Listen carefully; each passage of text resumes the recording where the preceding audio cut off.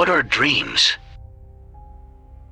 Dreams are spiritual experiences that occur when the body is at rest but the spirit remains active. They serve as a divine communication channel, revealing messages, warnings, guidance, and insights from the spiritual realm. In the biblical and spiritual sense, dreams are a way for God to speak to us, as seen in Job 33:14-18, where it is stated that God uses dreams to warn, instruct, and protect people. Dreams can also be influenced by spiritual enemies, who attempt to manipulate them through witchcraft, deception, and attacks. From a spiritual warfare perspective, dreams are a battlefield where blessings and curses are determined.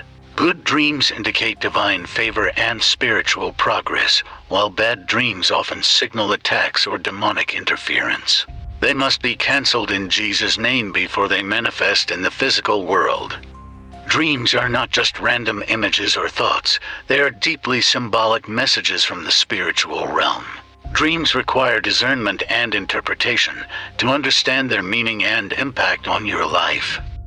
My dream book is now available for pre-order on Amazon, link in bio.